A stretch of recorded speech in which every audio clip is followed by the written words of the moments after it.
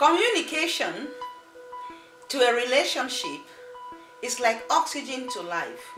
Without it, it dies. That's a quote from Tony Gaskin. Another renowned author said, assumption and the lack of communication is #1 relationship killer. Welcome on board as we go on this journey to find out the causes and cure of conflicts in a relationship. And of course, you are going to realize that poor communication, the lack of communication, or wrong communication skills are the #1 cause of conflicts in a relationship. And the cure? Stay tuned.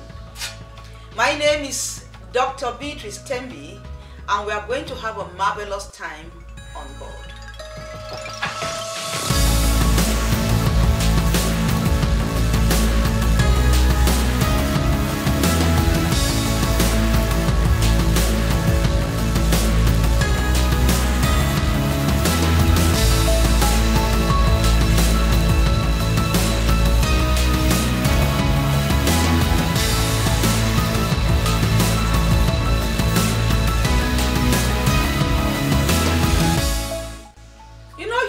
Are interesting. When people don't see the whole picture of something, they fill up the blank spaces with what was in their minds. They fill up the blank spaces with assumptions and imaginations. It is good to always communicate properly and tell the whole story so that your spouse or whoever you have a relationship with, maybe your parents, your children, your boss, your brother, whoever, should get the full picture and a full understanding of what we are saying.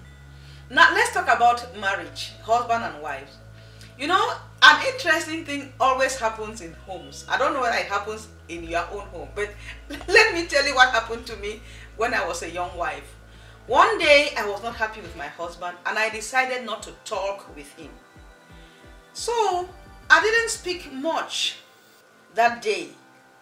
And he left and went to the office. When he came back, or when we both came back from our job site, I didn't communicate much. I was, putting up an attitude. And that was how the day was spent. He was so tired. He said, oh, I have to go to bed early. I told myself, oh, good. You see, he's going to bed early because I'm not talking. By tomorrow, he will surely ask me why I'm not talking. And I would say this, I would say that. When he asked me, I would really confront him of many things. So the next morning before I got up, he was already on phone talking to somebody. Oh, you say what? The radio is not on. What happened to this? And he was going out of the house. I asked myself, but why did this man not ask me in the morning why I've not been talking? So he came back home in the evening. That was the second day. I asked him. He didn't say anything. I said, Al, that's how I call him. His name is Alfred Tembi. I said, Al, we've not been talking and you don't want to address it. He said, we've not been talking. I said, since yesterday, have we been talking? He said, we've not been talking. He said, I was surprised. He said, if we've not been talking, why have we not been talking? I said, you don't mean to tell me that you've not noticed that we've not been talking. He said, no. I said, you are not serious, you are not speaking the truth. So whatever caused us not to be talking now was shifted. The problem now was, were we talking or were we not talking? So the whole thing became so mixed up. We were not talking, you said we were talking. We were talking, you said we were not talking. And finally, it was so funny. Listen very well. If you don't communicate, I'm talking now to young wives, and you think that you are not communicating is passing on some valid information, you may be making a mistake. Okay, so people need to talk. I learned a lesson because there are many reasons why people don't talk. Maybe he could think your husband can think you are tired, or he himself could be so busy and will not notice it. So please do do communicate, okay? Always try to talk, so that if you don't talk, the day you don't talk, let him know that you are not talking because you have a problem. And by trying to say, see, I'm not talking because of this, you are already talking, okay? So communication is very, very important. Now let me tell you something which many people don't know, and the day I learned it, I was very happy. I'm talking now about resolving a conflict between you and someone else, just two of you, okay?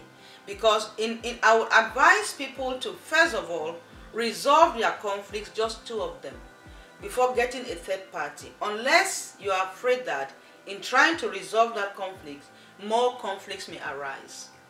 But for husband and wives, always try to resolve the conflicts between two of you, okay? Because the Bible says, he who loves life and the desire to see good days, let him seek peace and pursue it. Always try to seek peace and pursue it. Now when it comes to communication, listen, very important.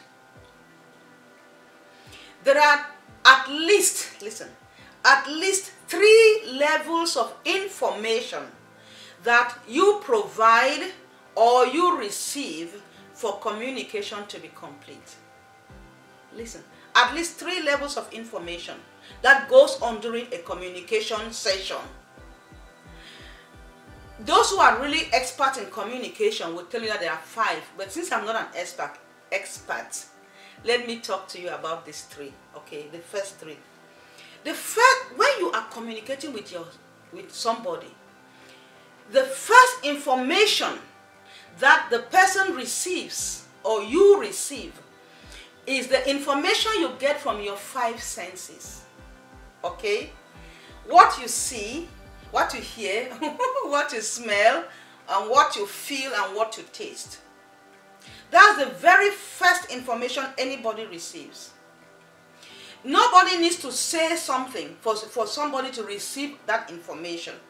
You can enter your room and there is a smell, and you have an information passed on by that smell, okay? So your wife or your husband hasn't said anything, but you have received an information. If it's the smell of the baby's poo, the information you will receive is that my wife has kept used diapers in the room. The baby has soiled his diaper, and my wife has not taken it out. Has anybody told you that information? No. You received it you just received it from yourself, okay? So that's the first set of information you receive. So whether you explain something to somebody or not, notice that that person has received an information. Now, if you are in the room, you wife, and there is that smell, and your husband enters, guess what? You don't need to tell him anything. Notice that he has had an information. So what you need to do is to explain why the smell. If not, an information has been received, a wrong information. Okay?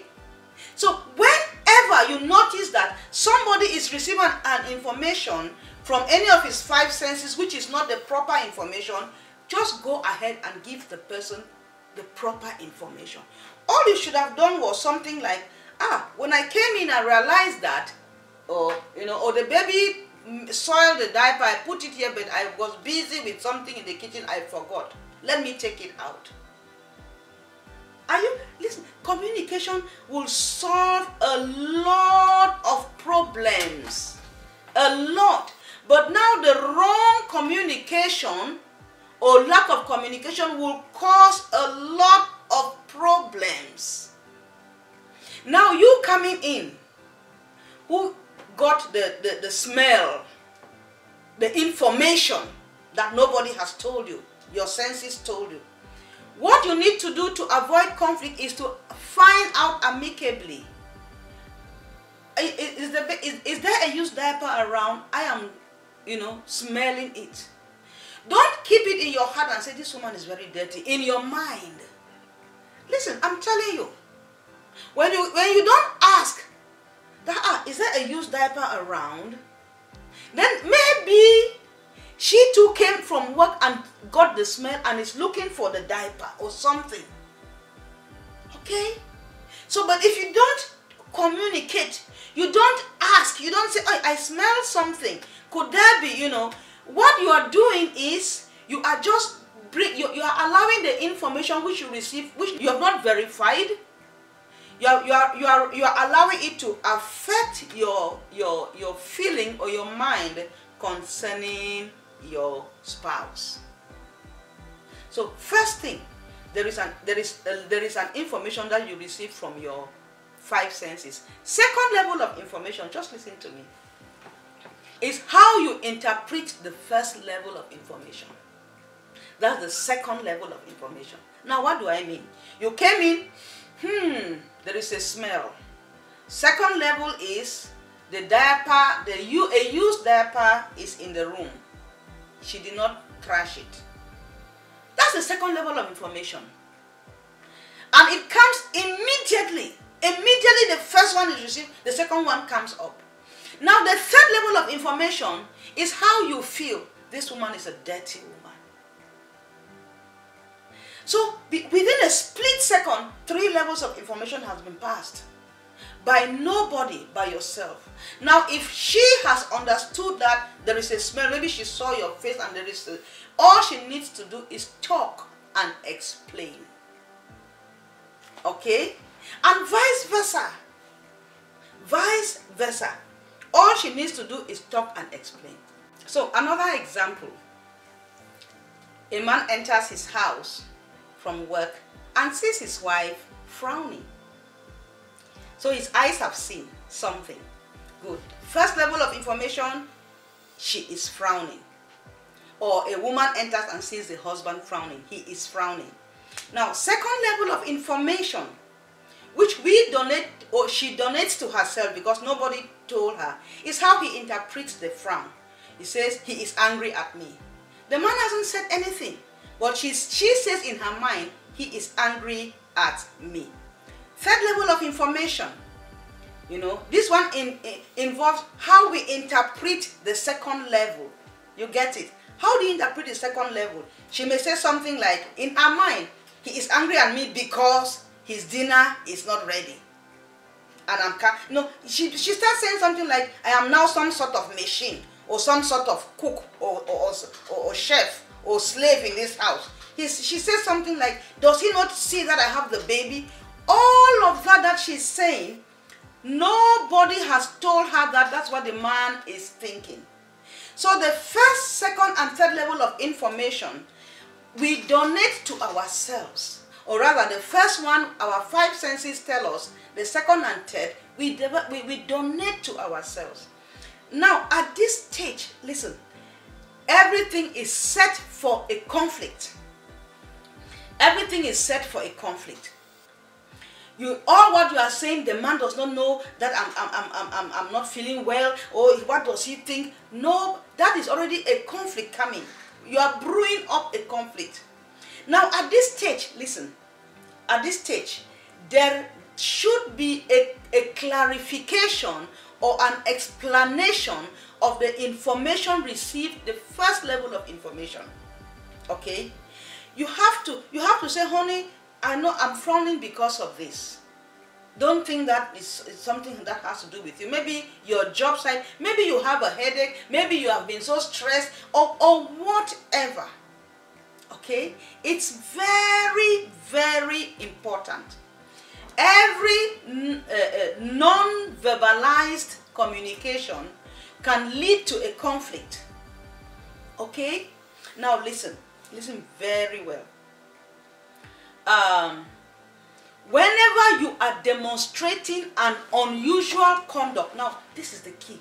Whenever you are demonstrating an unusual conduct or something unusual is going on around you, and you know that another person has picked it up by any of his 5 senses, notice that this second and third level of information has set in.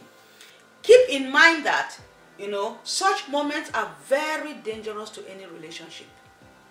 Please notice that. You are advised to explain things or ask for explanation of things. Please. Okay? If it is you who is in that environment and somebody enters and meets you, you have to explain it. Now, the person who enters and meets that strange environment or strange aura has to keep yourself, calm. Try not to draw conclusions. That's what I've just been saying here, and I think we're going to end up with that for today. We are in for a long haul. We cannot do communications in one episode.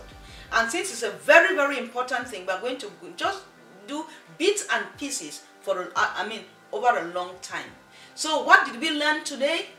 1, don't think that by keeping quiet, your spouse or your partner or your friend has noticed it. Or they may have noticed it, but they are thinking that there's something else, the matter, not that you have a problem. So verbalize the fact that you have an issue. 2nd, don't allow non-verbal communication to be misunderstood or misinterpreted. Please, always donate an explanation or ask for an explanation before taking a conclusion. Don't forget the 3 levels of information we receive. 1, from our 5 senses. 2, how we interpret what we saw or heard or tasted. And 3, how we interpret the interpretation. Okay, these 3 are very dangerous, but you can go over all of that by learning how to articulate with your mouth. God bless you. God bless you. God bless you. I will be back with more information on communication in relationships. God bless you.